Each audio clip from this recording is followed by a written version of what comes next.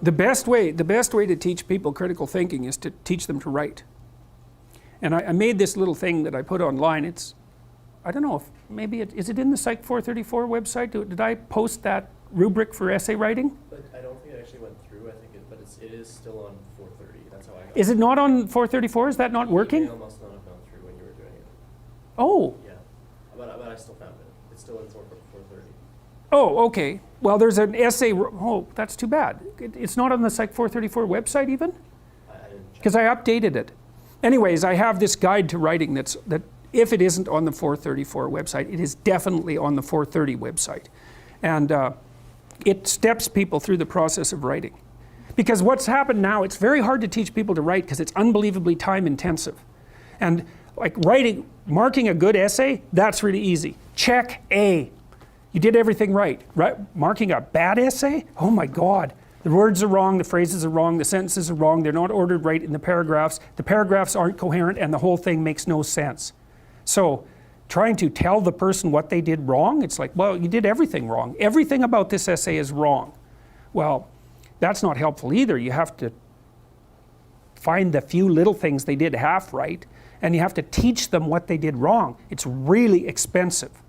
And so what I did with this rubric was try to address that from the production side instead of the grading side. But the best thing you can do is teach people to write, because there's no difference between that and thinking.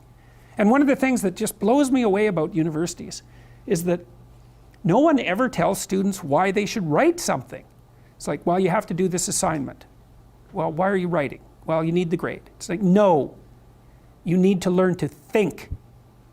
Because thinking makes you act effectively in the world. Thinking makes you win the battles you undertake. And those could be battles for good things. If you can think and speak and write, you are absolutely deadly. Nothing can get in your way. So that's why you learn to write. It's like, and I can't believe that people aren't just told that. It's like, it's the most powerful weapon you can possibly provide someone with. And I mean, I know lots of people who've been staggeringly successful and watched them throughout my life. I mean, those people, you don't want to have an argument with them. They'll just slash you into pieces. And not in a malevolent way. It's like, if you're going to make your point and they're going to make their point, you better have your points organized, because otherwise you are going to look like and be an absolute idiot. You are not going to get anywhere. And if you can formulate your arguments coherently, and make a presentation, if you can speak to people, if you can lay out a proposal, God, people give you money, they give you opportunities, you have influence.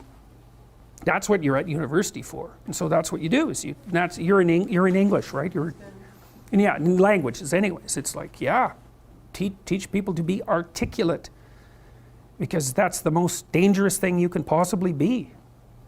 So, and that's motivating if people know that. It's like, well, why are you learning to write? Because here's your sword, here's your M16, right? Here's your bulletproof vest. Like, you learn how to use them.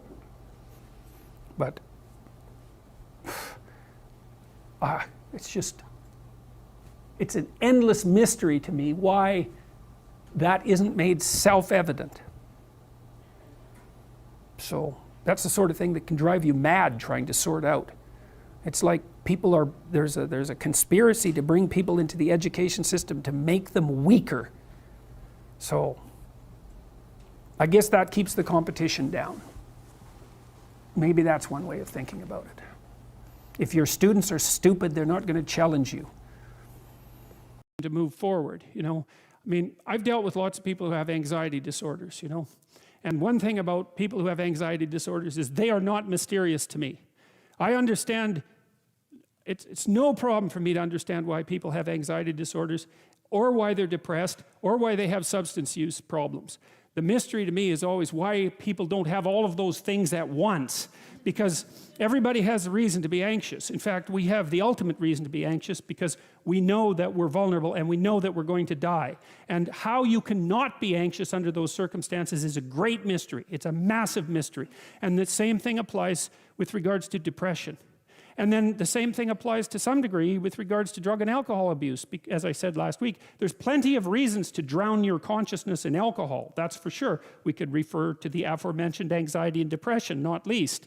And so And the sorts of drugs that people are prone to take are chemicals that take the affective edge off the tragedy of life. So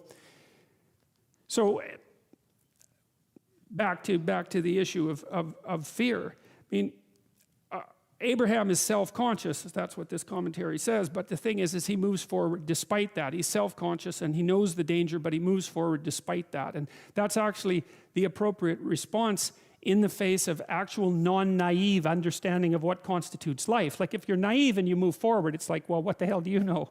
You know, there's no courage in naivety because you don't know what there is to stop you. You don't know what dangers you might apprehend. But to be aware of what it is that your problem is, so to be alert existentially, let's say, or to be fully self-conscious means that you're perfectly aware of your limitations and how you might be hurt.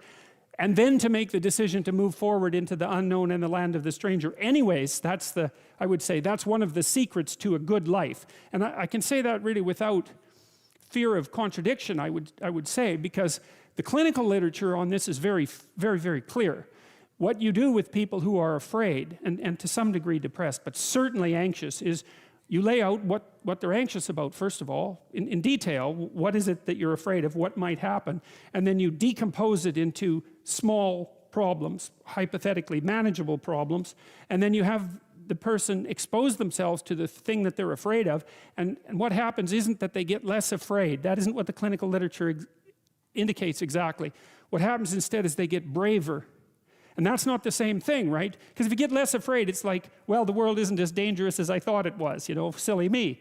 If you get braver, that's not what happens. What happens is, yeah, the damn world's just as dangerous as I thought, or maybe it's even more dangerous than I thought, but it turns out that there's something in me that responds to taking that on as a voluntary challenge and grows and thrives as a consequence. And there's no doubt about this. Even the psychophysiological findings are quite clear. If you impose a stressor on two groups of people, and on one group the stressor is imposed involuntarily, and on the other group the stressor is picked up voluntarily, the people who pick up the stressor voluntarily use a whole different psychophysiological system to deal with it. They use the system that's associated with approach and challenge, and not the system that's associated with defensive aggression and withdrawal. And the system that is associated with challenge is much more associated with positive emotion and much less associated with negative emotion. It's also much less hard on you because the defensive posturing system, the prey animal system, man, when that thing kicks in, it's all systems are go for you, you know. The gas is pushed down to the pedals pushed down to the metal and the brakes are on. You're using future resources that you could be storing for future time right now in the present to ready yourself for emergency.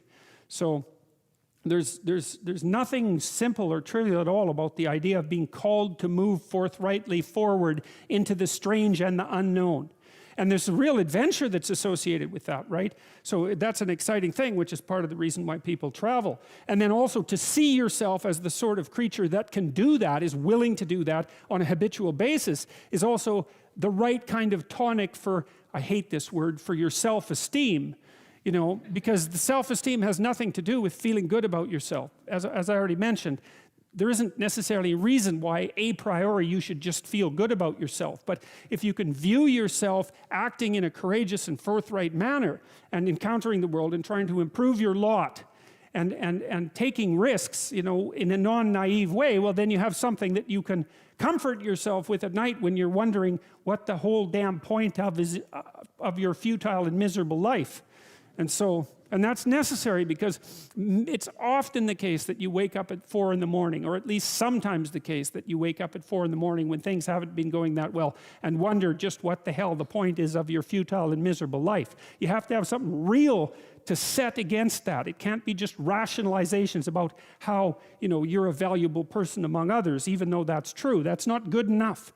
You need something that's more realistic to set against that. And observing courage in yourself is definitely one of the things that can help you sleep soundly at night when things are destabilized a little bit around you.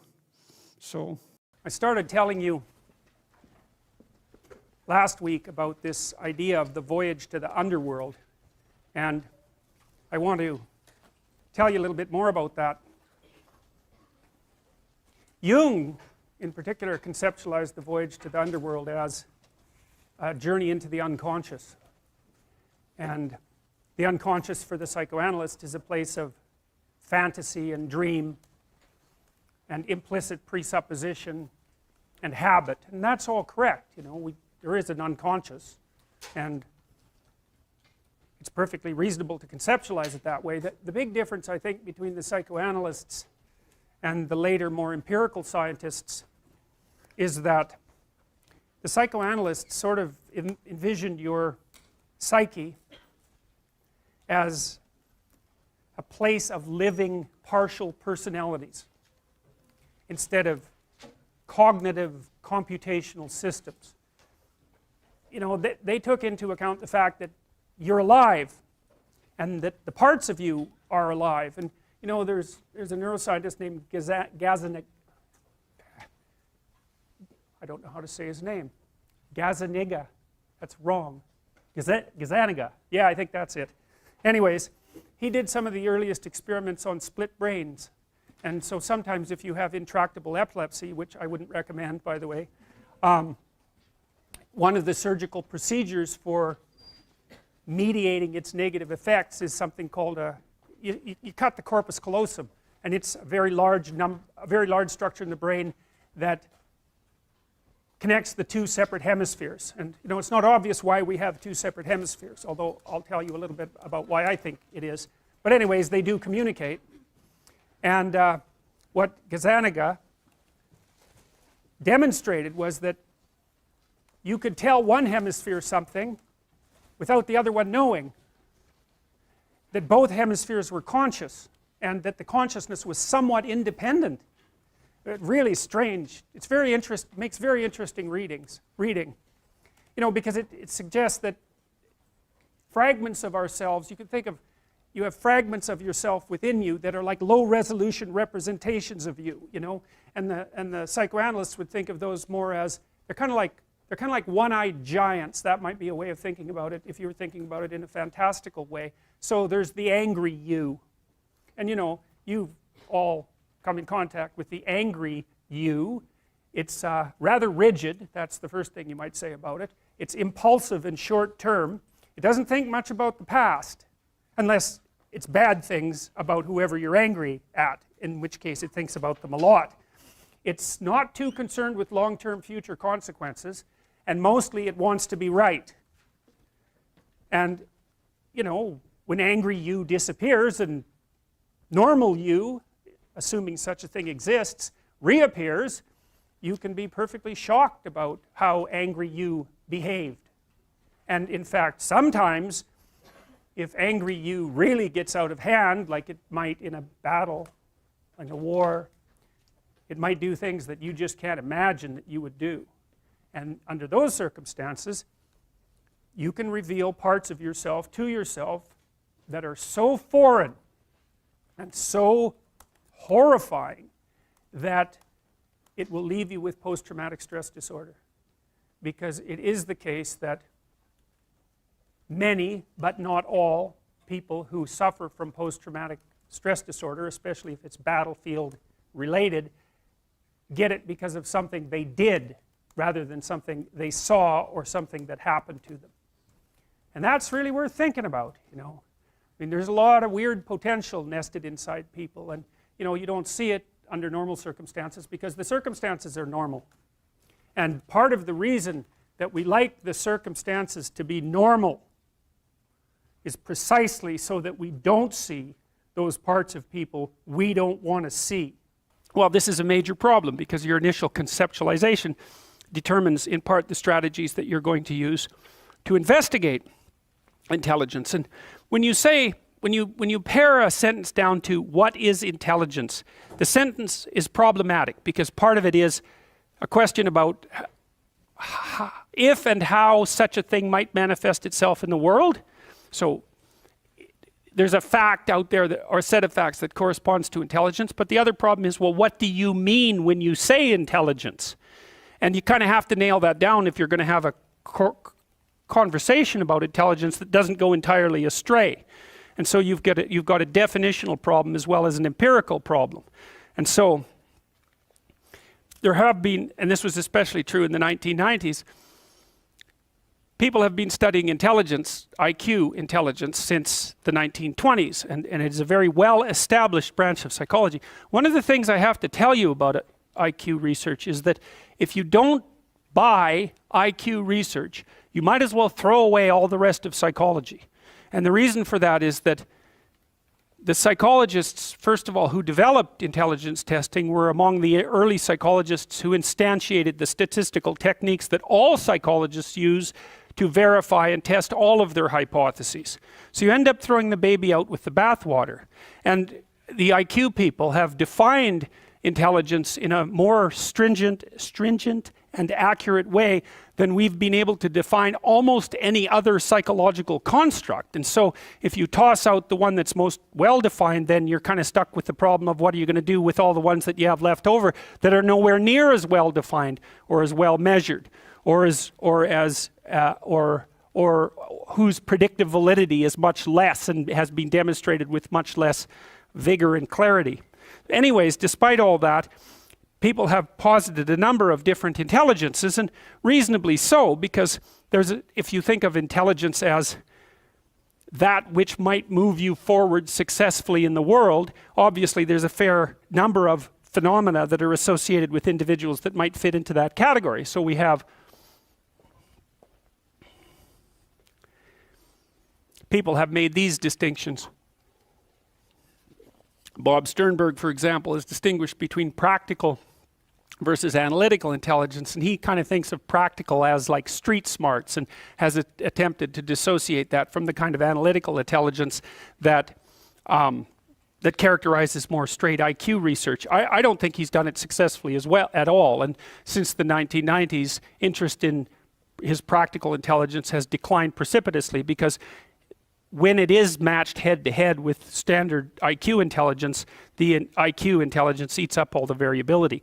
What's really happened, as far as I can tell so far, is that when we're trying to predict people's course through life, IQ does a very good job, and then one of the traits does a very good job as well, which is conscientiousness. But it doesn't do as good a job as IQ. Now that partly might be because we can't measure conscientiousness very well. We're stuck with self-reports, or maybe I could gather peer reports about you, or I could gather your parents' reports about you, or teachers' reports, and each of those seems to pick up a little bit more of the pattern, because you know yourself, but other people know you differently than you know yourself, and there's still some accuracy in that. You can get multiple rater reports of something like conscientiousness, and that'll up its predictive validity. But in the final analysis, the best you seem to be able to do with conscientiousness is about a 0.4 correlation with long-term performance, whereas with IQ, in complex jobs, you can probably get 0.5 and maybe 0.6. And so 0.5 is 25% of the variance. You got to square it. 0.6 is 36% of the variance, and 0.4 is 16% of the variance. So even at the low end, let's say high end for conscientiousness is 0.4 or 16%. Low end for IQ is 0.5 or 25%. Low end estimates of IQ make it 1.5 times more powerful than the high end estimates of conscientiousness. And I think that's about right. You'd think, why do we even have to debate this? And because it's so bloody obvious to me that intelligence is a major predictor of life success. I mean, you people, I've measured the IQ of University of Toronto people, you know, people in this room who have an IQ of less than 120 are rare. Well, why? Well, smart people go to university. Now, is that actually a contentious statement? Well, it shouldn't be a contentious statement. It's self-evident. Universities were actually set up so that smart people could expand their abilities. That's why they were there. And you're selected on the basis of assessments that are essentially there to assess something like intelligence. Maybe what the controversy is that whatever they're measuring is intelligence. So being able to perform those specific puzzles. Yes, but that is part of the controversy. Is it reasonable? And this is a measurement issue.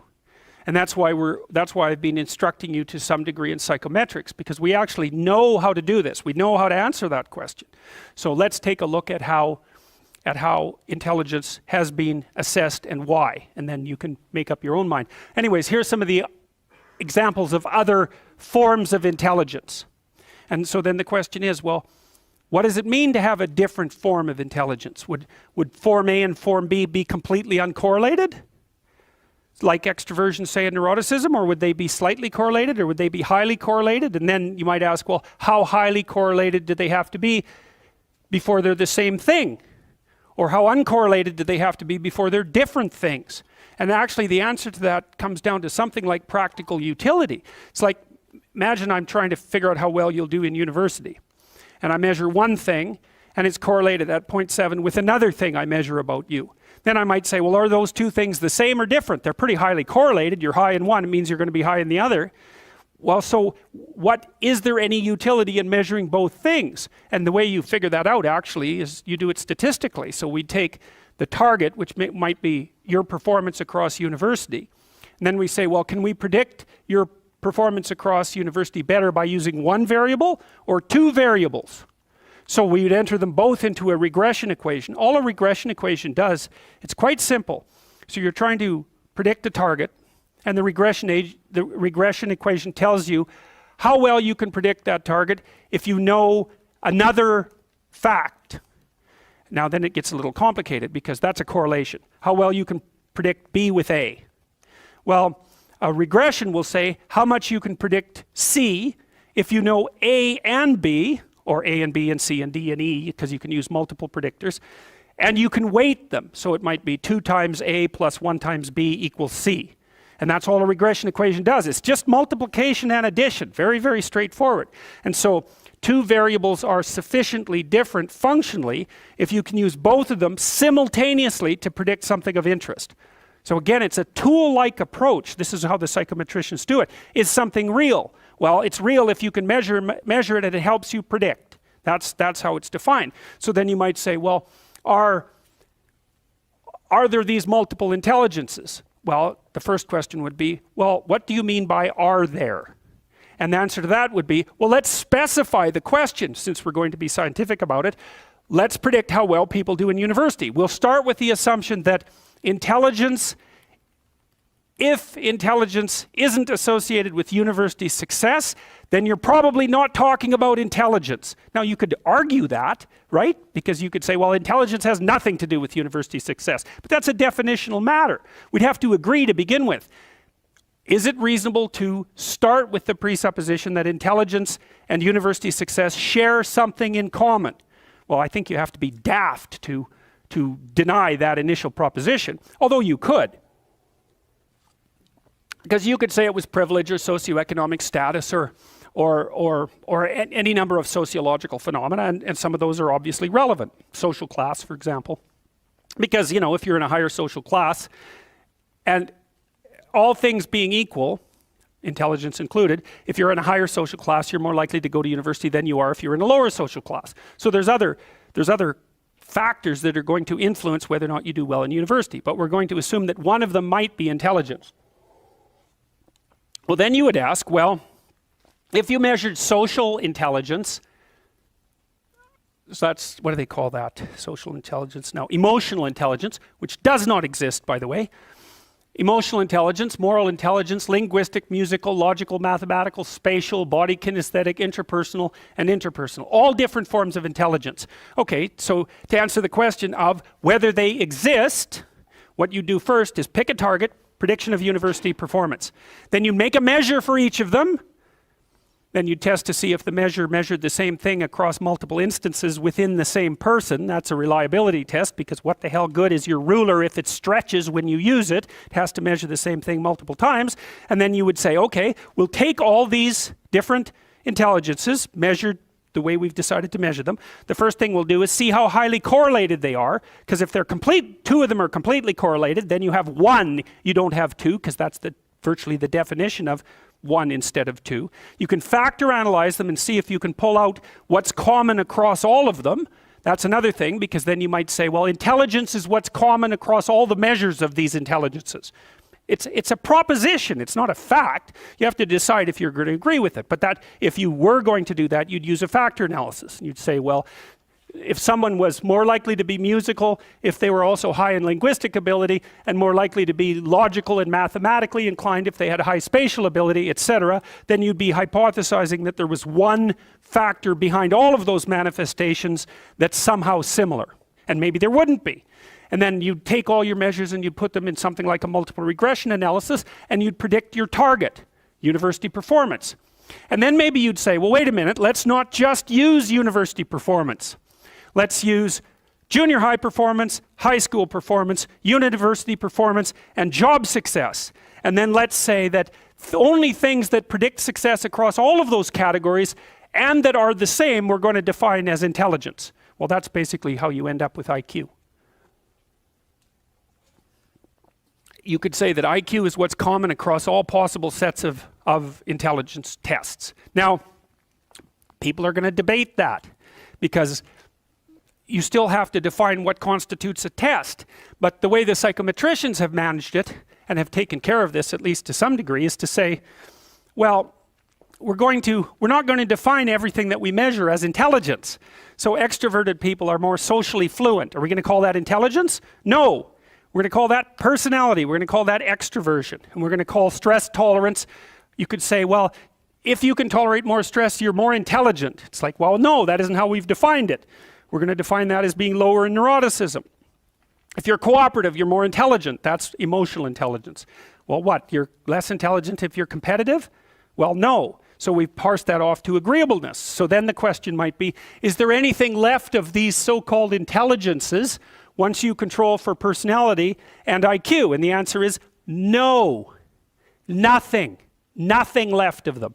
And the people who keep pushing these ideas keep trying to push them because they don't like the idea of real individual differences. And to me, that's just a matter of sticking your damn head in the sand, because it's obvious. Here, you're going to have a child. You want the child to have an IQ of 65 or 145. Decide. Okay, so you're all going to vote. Okay, you think any one of you is going to vote to have a child with an IQ of 65. That child's going to have a hard time developing even linguistic ability. They're never going to learn to read, right? They're never going to leave home, in all likelihood. So which child are you going to pick? Well, so do you believe in intelligence or not? Well, obviously, if you have any sense.